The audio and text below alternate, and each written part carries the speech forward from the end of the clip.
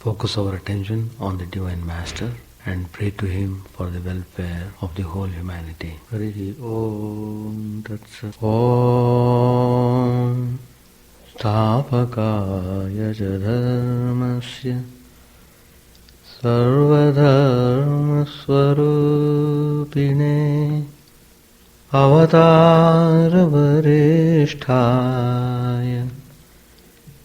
Ramakrishna Te Namah. Asato ma sadgamaya tamaso ma jyotirgamaya mrityormamritangamaya. Om Shanti Shanti Shanti.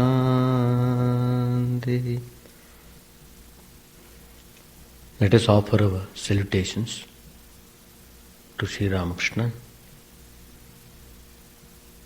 the embodiment of all religions, the Supreme God Incarnate,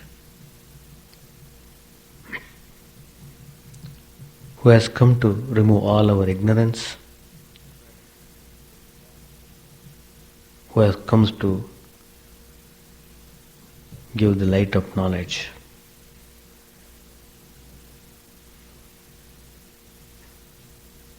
He has come out of His infinite love and compassion for the humanity. Incarnations always come with definite mission. That is, to help the people turn to spirituality, to turn them Godward. They show the way how to get free from the sufferings of the world.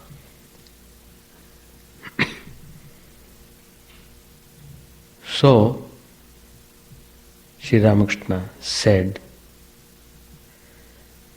that a devotee should worship and serve an incarnation of God. It is easy to approach God through an incarnation. God comes in human form so that people can approach Him easily. And Sri Ramakrishna tells, love the incarnation, then you get everything. Even God realization is possible if you follow the incarnation. God knows that it is very difficult, extremely difficult for the people living in the world to get rid of worldliness. It is almost impossible. They know they are suffering, but they cannot get out of it. Seeing their sufferings, God Himself comes out of His infinite compassion and grace. He incarnates Himself to lead this suffering people towards Him.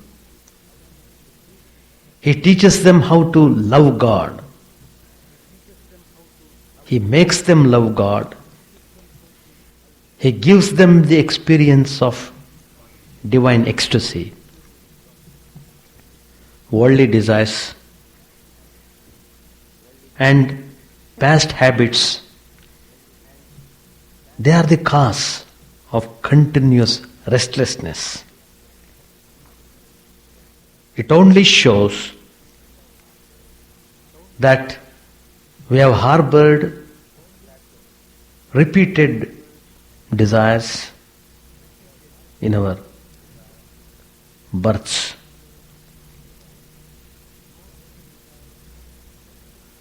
The more worldly desires we cherish in the mind, the more we become distracted.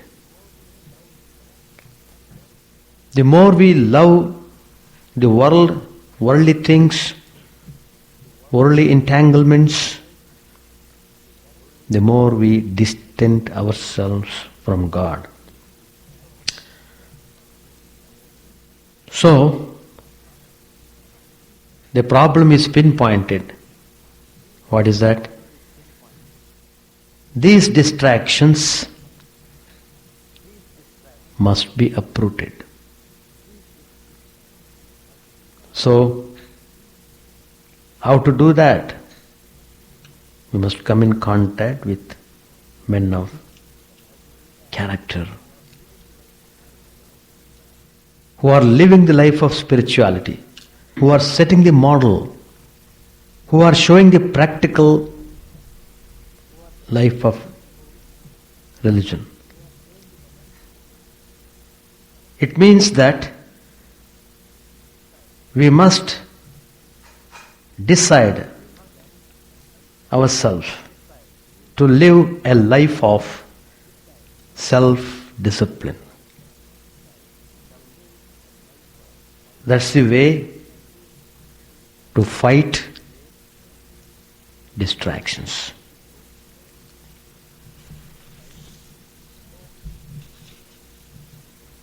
So, we should follow the incarnation to get inspiration. When God incarnates as a person, He does so for no particular race or nation, but for the good of the whole world. That's because of His pure compassion.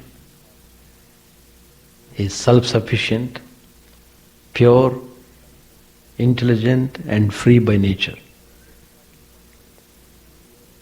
He doesn't have any purpose to serve in this world.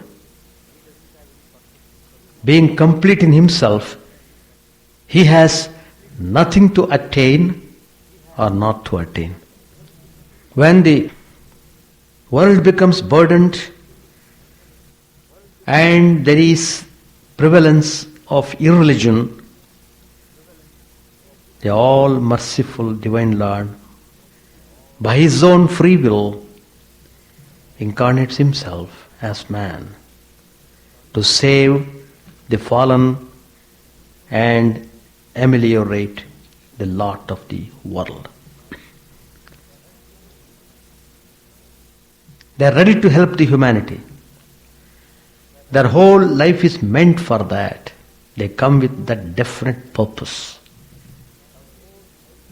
When God descends to this world as a man,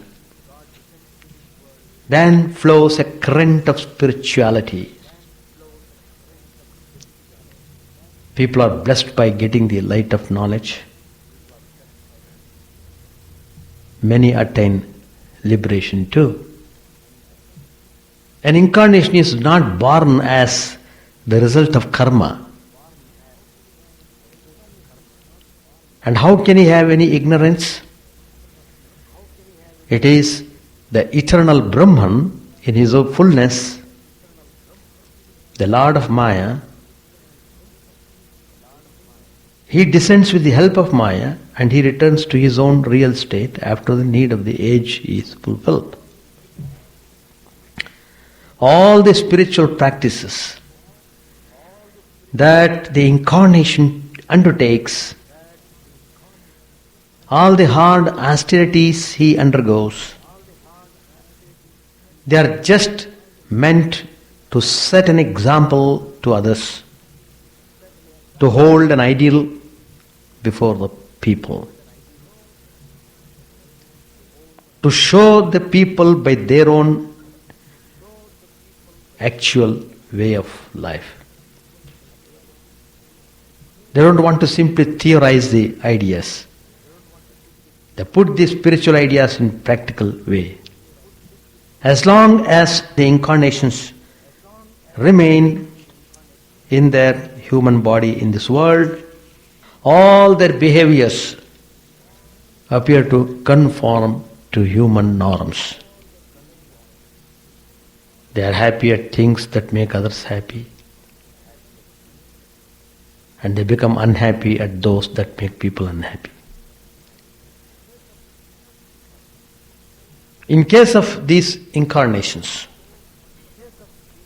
who come with the sole purpose of helping the people to come to God, supernatural things happen at their mere wish. So, God is born as a man in order to redeem embodied beings. And even when he gives up the gross body, his power continues through his devotees. We can see how the divine power of Sri Ramakrishna is working even after his death, bringing hundreds of seekers to himself.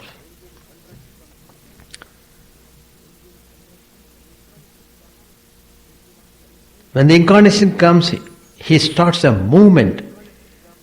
He initiates a kind of revolution.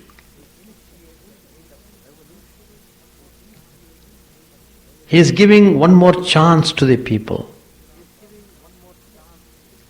to get out of this mess of worldliness. So the Lord himself is born as his devotee. Although he is omnipresent and infinite, he comes to us in a finite form for our own good.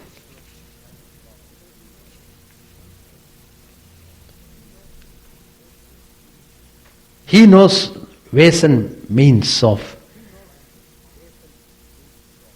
drawing the people towards the divine. One day, a father went to a garden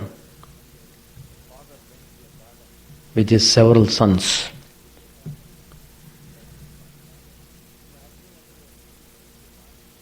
So as soon as they went to garden, the children set on playing. Some went on plucking flowers. Some went on plucking the green coconuts from the tree. So they were engaged in their own boyish activities. One boy among them went to angle in the tank. He was very eager to catch the fish. So they were all engaged in one way or other. The evening approached. The father called all their sons back. All the children came except one who was absorbed in catching the fish. The father sent for him again and again, but he would not come. It's all getting dark. Then the father himself went there, broke the fishing rod to pieces and pulled the boy. He took that drastic step. In the same way, God takes drastic steps. He comes to us from time to time. As incarnation he comes. Why he comes? To shatter our playthings and drag us towards him. So Sri Ramakrishna teaches that we should cherish faith in incarnation and love Him. We get immense spiritual wealth. We get illumination and we get liberation too.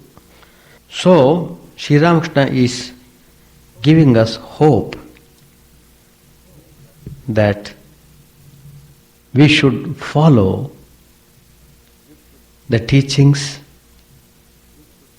which are simple, which are direct, which are very effective, shining with spiritual power.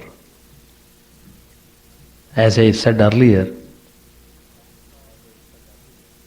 the very fact of Supreme God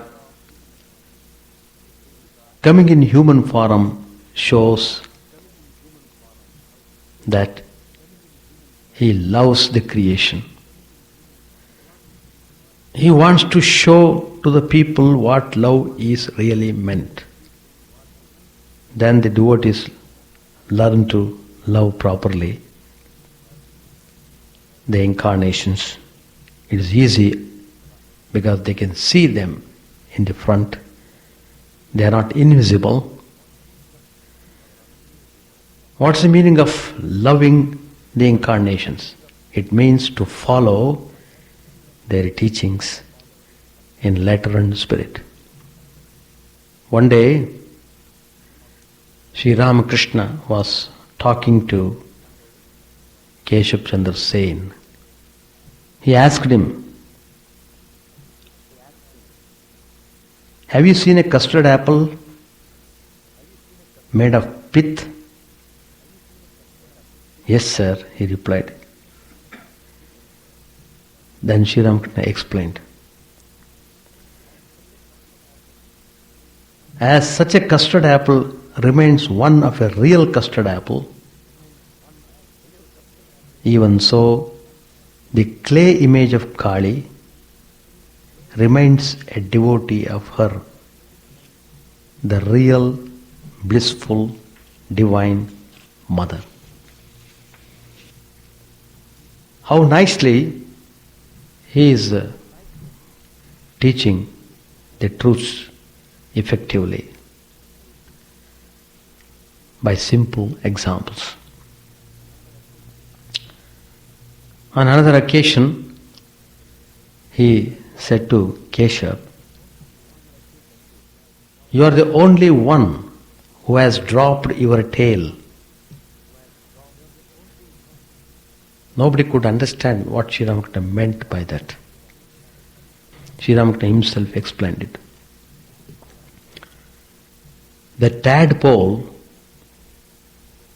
that is a frog, so long as it has not dropped its tail, lives only in the water. It cannot move about on dry land. But as soon as it drops its tail, it hops out on the bank. Then it can live both on land and in water. Likewise, as long as a man has not dropped his tail of ignorance, he can live only in the water of the world. But when he drops his tail, that is to say, when he attains the knowledge of God, then he can roam about as a free soul or live as a householder if he likes. This way, Sri Ramakrishna has said many things, simple and direct. The sublime truths are put in easy language through similes so that we can understand the significance and make our life blessed. So these incarnations always help us. They are always with us. Even though they have left their mortal body, they remain in subtle body to help us in many ways.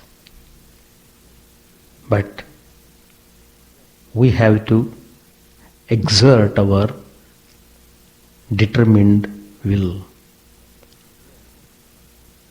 Then only it is possible to get rid of worldliness. Otherwise, it is so difficult. It is so difficult. Not only that, it makes you more and more worldly if you are not struggling to get yourself out of it.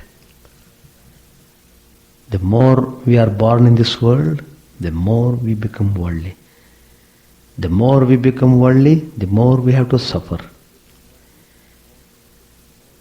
Suffering is because of our own ignorance, our own ajnan. So we ourselves are responsible for whatever things occur to us. By blaming somebody else for our misfortunes will not solve the problem. It will not lead us anywhere. It will make us more miserable. There are people I have seen who criticize the whole world. I would ask them, are you separate from the world? You are also part of the world. Why are you criticizing the world? Criticize yourself.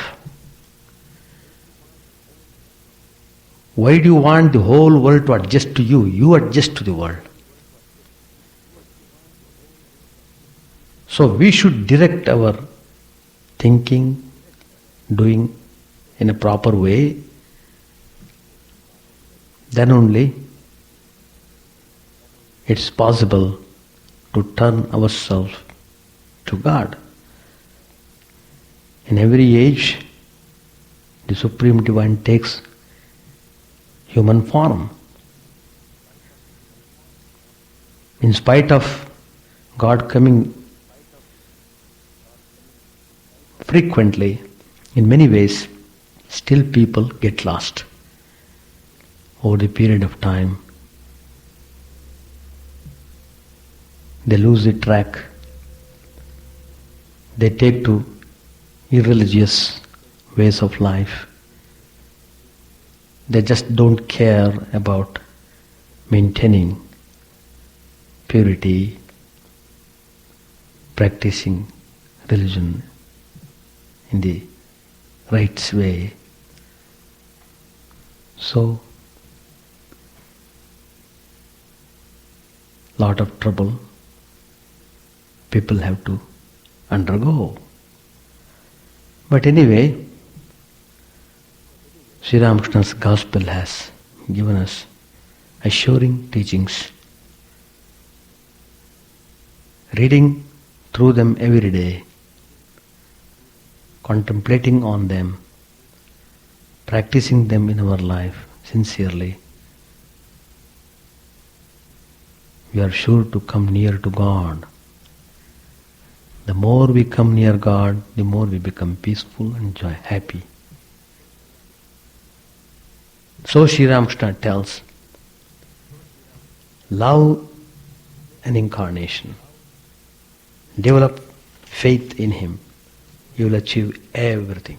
Page 358.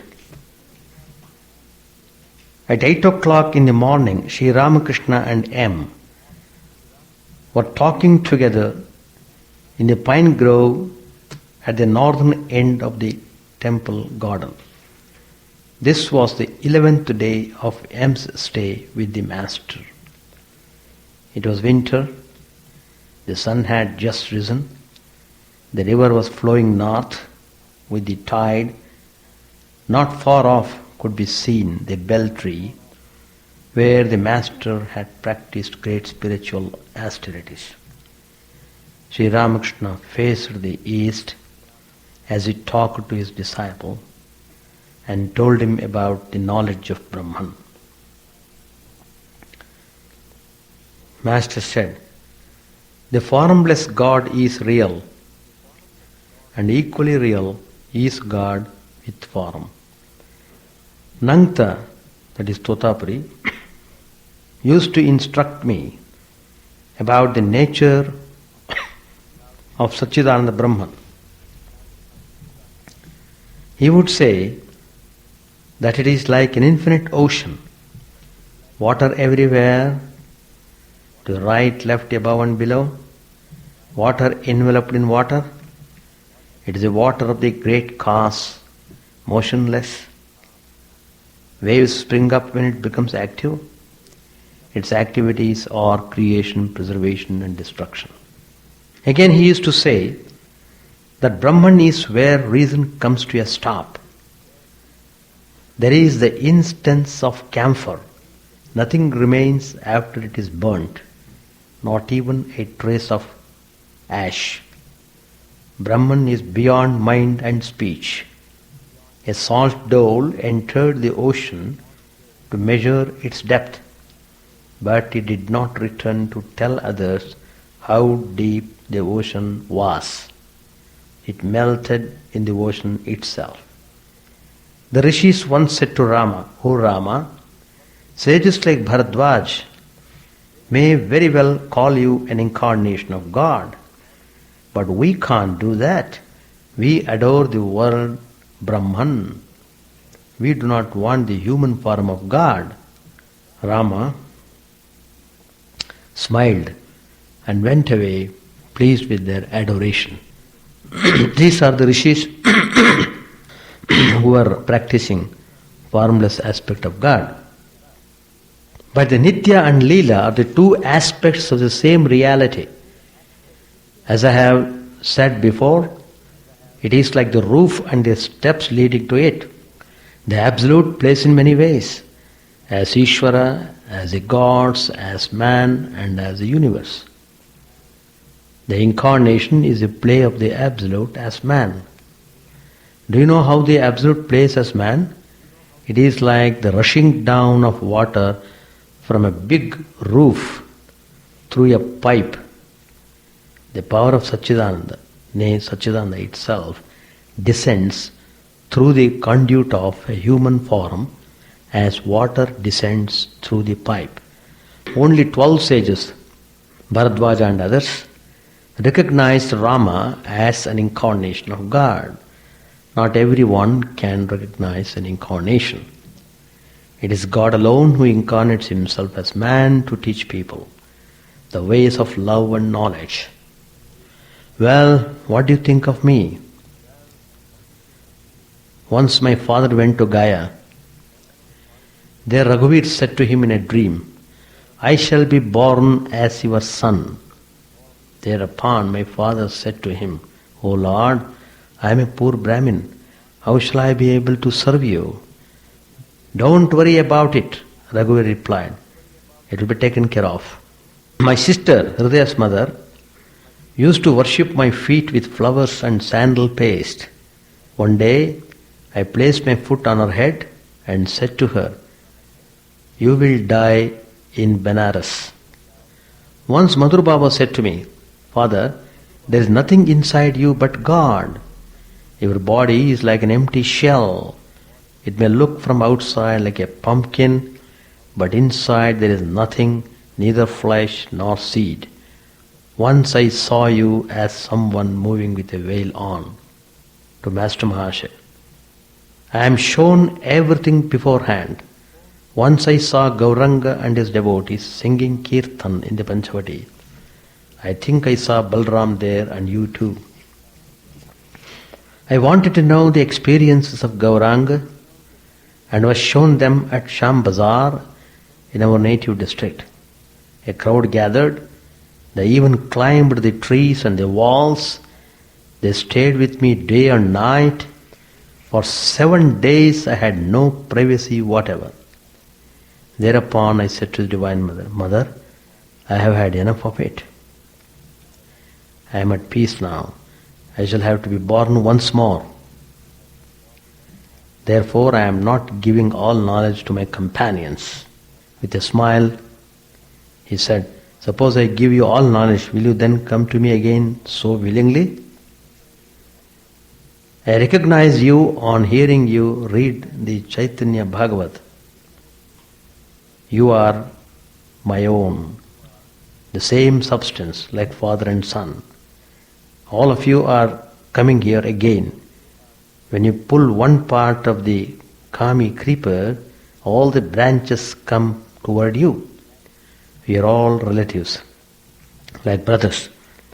Suppose Rakhal, Harish and the others had gone to Puri and you were there too. Would you live separately?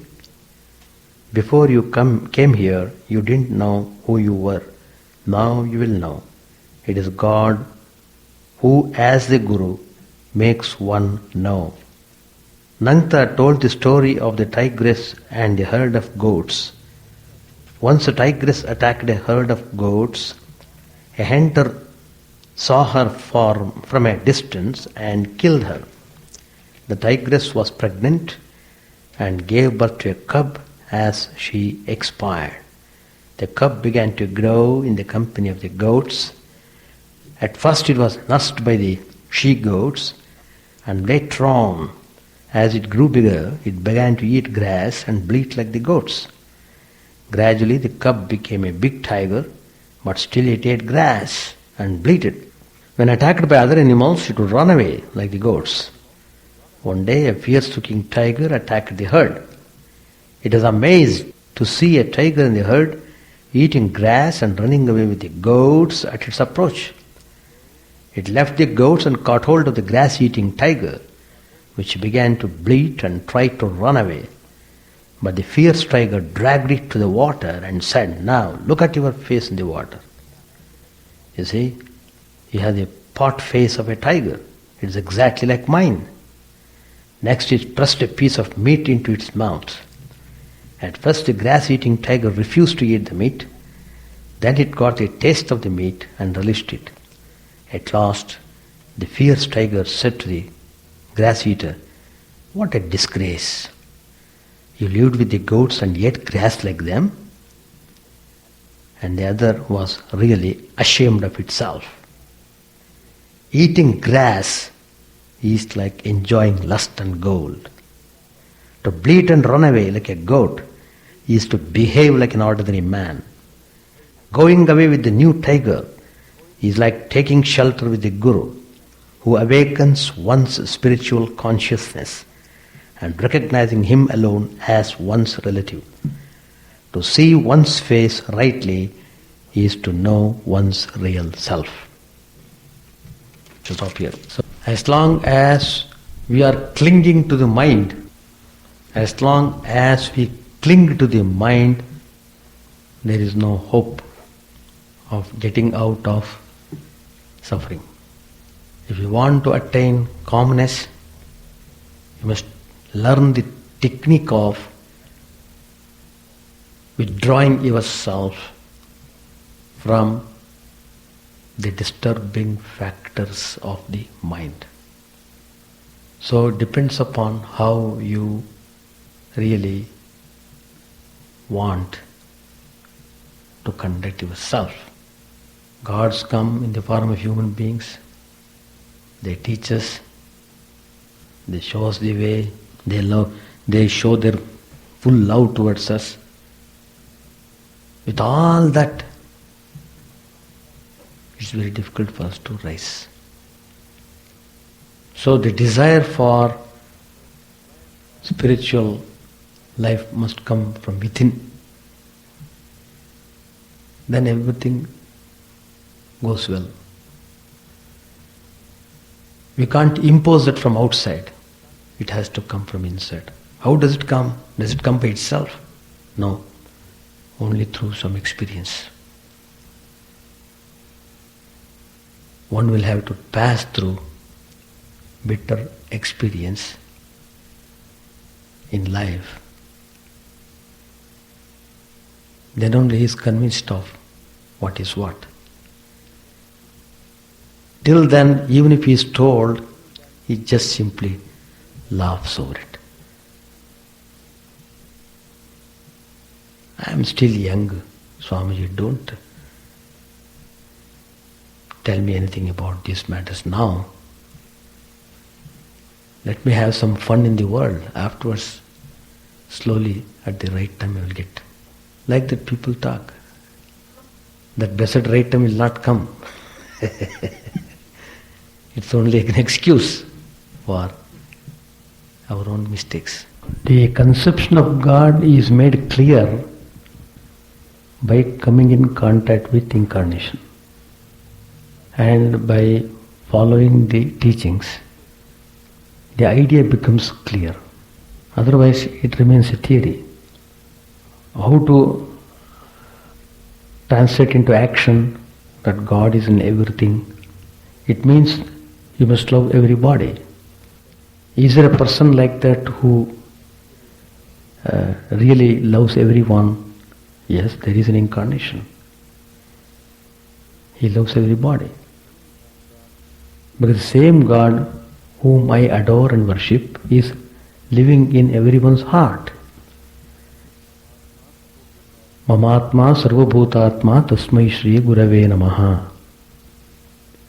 In the Guru Stotra it is written. My own spirit is the spirit of all the beings.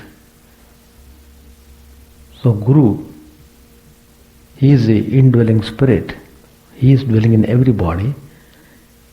That idea makes us get rid of all our selfishness.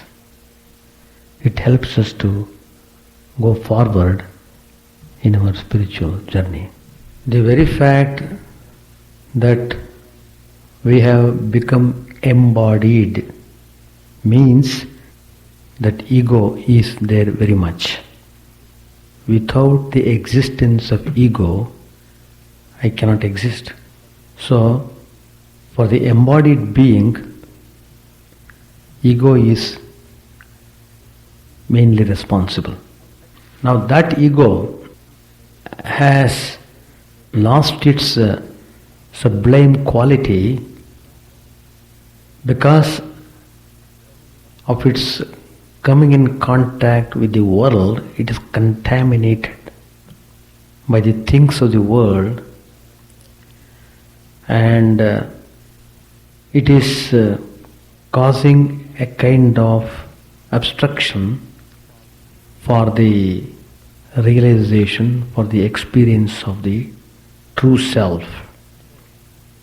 So, in order to transform ourselves, transform our thinking, in order to get rid of this embodied state, we have to go beyond ego. Just as it is said, we have to go beyond body, beyond mind. Reject everything that is not yours. Am I this body? No. Am I this mind? No. Am I this intellect? No. Am I this ego? No. Then who am I? I am that. What is that? Meditate on that. That means you must dissolve everything. So, doing all these things also is part of the ego. But in the final analysis, that also gets dissolved. That becomes that itself. The ego becomes Atman itself. The mind itself becomes Atman. There is no distinction between mind and the Atman afterwards. Mind ceases to function independently, and the jiva realizes its true self and becomes free. Once it becomes free, it is always in peace and joy. It experiences peace and joy. To experience peace and joy, medium is required. That medium is body and mind.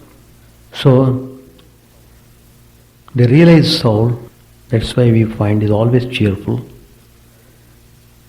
when he is awake.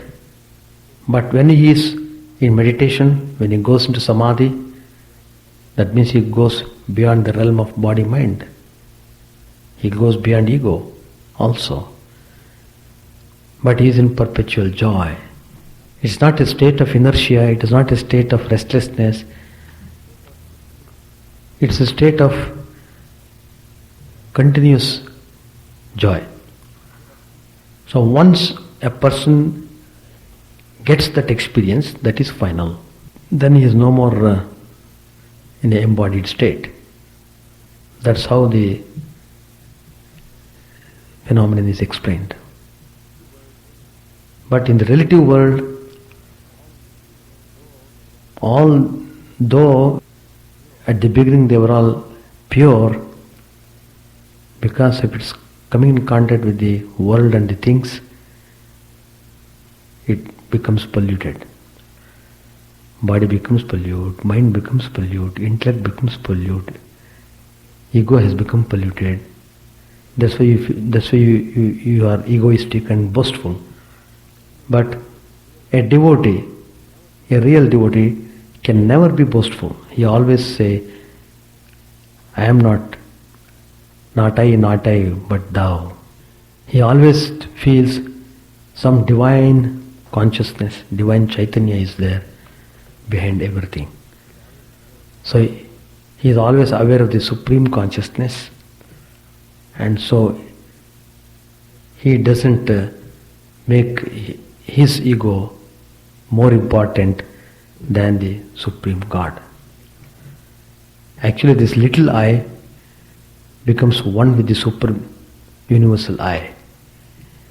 Universal I. That's all. Work by itself will not keep the mind pure. No. It's the attitude by which you do the work that is responsible. There are lots of people who do the work.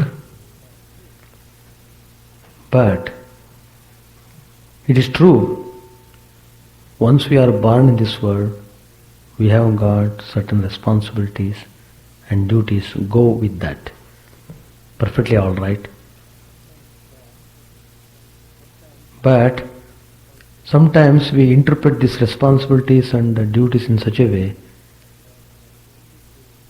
that only to satisfy our own whims and fancies, we interpret them as duties and responsibilities.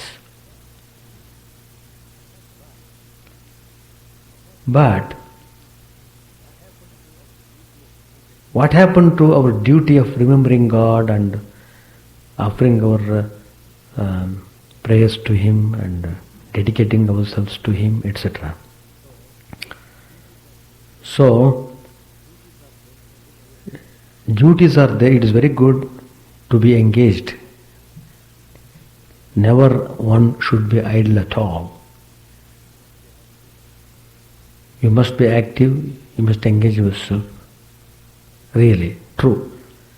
But in what manner you engage yourself, in what manner you do the work, that's important. There are people who work whole day, whole night.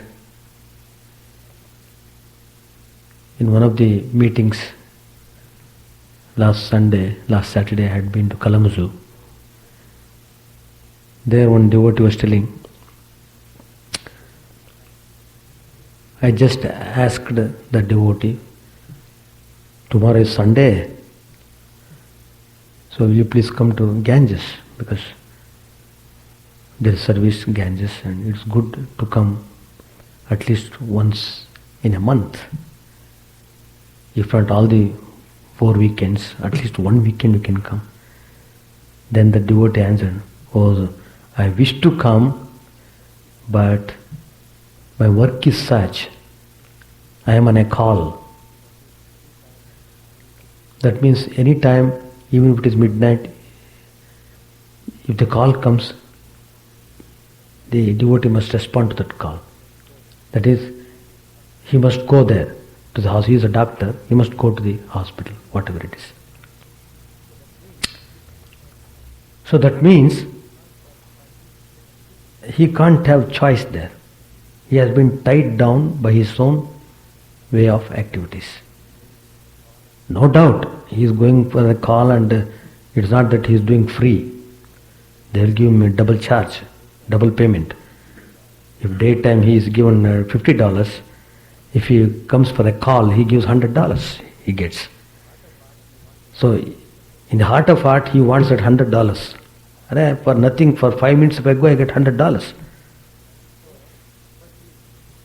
So, but he covers it by telling, oh, my call, as if he is duty bound. With the same intensity, he doesn't feel any duty towards enriching his spiritual life.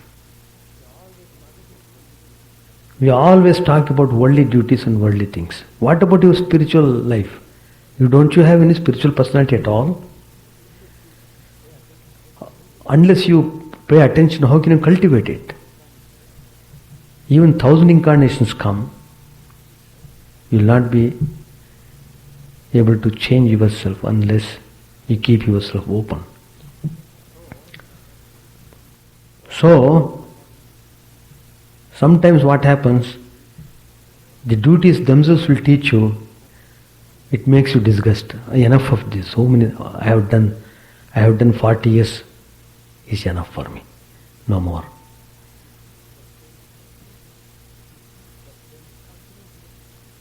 That stage will come. So you must organize yourself in such a way to pay equal attention to all the aspects of your life. What is important, what is primary, that attention must be given. Otherwise, at the time of crisis, nobody comes to your help. It's only the spiritual ideas that keep us always on a high level. It gives us strength to face the problems in life calmly. So wherever we are, even if we are discharging our worldly things, duties, if you keep on thinking God, it's very good. To that extent, you are able to maintain that purity in the mind. But then, as I said, your actions also are important. What way you are doing the things, what is your motive, all these things are very intricate. There are so many things to learn. So, I think that way. So we have to put a demarcation on ourselves.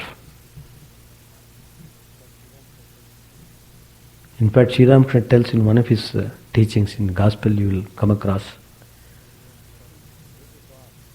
Sri Ramakrishna tells, pray to God so that He may lessen your duties. Why? So that you may have more time to think of Him. With a restless mind, how can you meditate? How can you think? How can you come and sit? Even if you are sitting here, you are worried about the things in the world. You are worried about so many things because you are involved, you have entangled yourself so many ways. So, in spite of your desire to sit here at least 5 minutes, even that 5 minutes is too terrible for you. It's too terrible. In fact, in Louisville, there was one group. I had gone there for conducting satsang. I had given a chart, meditation, bhajans, and discourse, question answers, etc. like that. Meditation, they wanted about 10 minutes. I happened to sit for 15 minutes. I didn't know. I was not aware. Afterwards, the organizer came, Swamiji, even 10 minutes is too difficult for us. So, it is true because mind is not trained. You have not given training to the mind. How can you expect the mind to behave immediately? No. It runs. Spiritual life is nothing but disciplined life. That's all. If you maintain the discipline wherever you are, very good. If you are peaceful and happy, very good. You are on the right way. But follow your traditions, follow your culture, follow your that spiritual mood. Maintain that spiritual atmosphere in the home. Maintain your that outlook even outside also as far as you can. It's not that I should behave like anybody else. If 9 people behave like monkeys, it doesn't mean that I should also behave like a monkey. No, I must also be a monkey because I have to live with them. It comes to that. Because if 9 people are corrupt, I must also become corrupt. Otherwise I can't manage, I can't be in the job. I had to be dishonest, I had to tell lies. So what? So what about my spirituality? How can you expect spirituality? Do you want to compromise? There is no compromise here. Truth is truth. It has no compromise. We want things, so we do that way. It is true. If you want to live a spiritual life, it is more difficult. It's true. But even if it is difficult, it has got value. You are a hero. You are not being carried away by the temptations or by the things of the world. Now the worldly duties are there. That we need not have to tell. Even without telling, you will do those duties. But the area which you have neglected, we are telling. What is that? Why you are not aware of the spiritual duties, that you also keep on doing along with worldly duties. But you have occupied the whole time in the worldly duties and find no time for spiritual duties at all. So that is why it means you will have to be in some kind of trouble, because the spiritual duties are not done. To that extent there is a vacuum. So as long as there is vacuum, you feel restlessness, you won't feel happy or peaceful.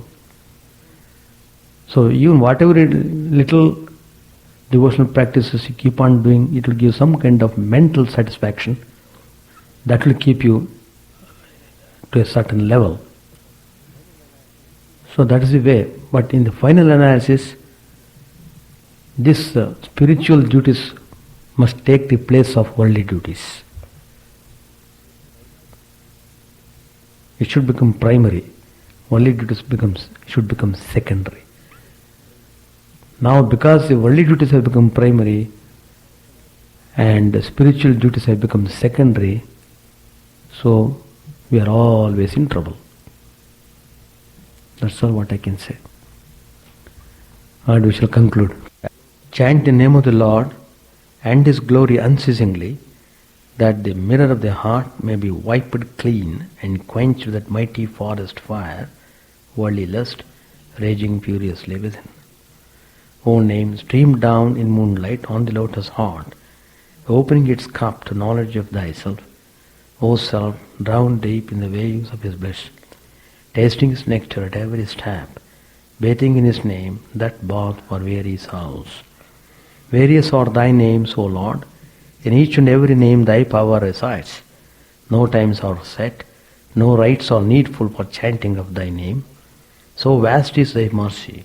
How huge then is my wretchedness, who find in this empty life and heart no devotion to thy name. O my mind, be humbler than a blade of grass, be patient and forbearing like a tree, take no honor to thyself, give honor to all, chant unceasingly the name of the Lord. O Lord and soul of the universe, mine is no prayer for wealth or retinue. The playthings of lust or the toys of fame. As many times as I may be reborn, grant me, O Lord, a steadfast love for thee. A drowning man in this world's fearful ocean is thy servant, O sweet one. In thy mercy consider him as dust beneath thy feet. Oh, how I long for the day when the instant separation from thee, O Lord, will be as 1,000 years, for my heart burns away with its desire, and the world without thee is a heartless void. Prostrate at thy feet let me be, in unwavering devotion, neither imploring the embrace of thine arms, nor bewailing the withdrawal of thy presence, though it tears my soul asunder. O thou, who stillest the hearts of thy devotees, do with me what thou wilt, for thou art my heart's beloved, thou and thou alone. O Lord, lead us from the unreal to the real, lead us from darkness to light, and lead us from death to immortality. May all be free from dangers, may all realize what is good, may all be actuated by noble thoughts, may all rejoice everywhere. May all be happy, may all be free from disease, may all realize what is good, may none be subject to misery. May the wicked become virtuous, may the virtuous attain tranquility, may the tranquil be free from bonds, may the freed make others free. May good betide all people, may the sovereign righteously rule the earth, may all beings ever attain what is good, may the worlds be prosperous and happy. May the clouds pour rain in time, may the earth be blessed with crops, may all countries be freed from calamity, may holy men live without fear. May the Lord, the destroyer of sins, the presiding deity of all sacred works, be satisfied. For he being pleased, the whole universe becomes pleased. He being satisfied, the whole universe feels satisfied.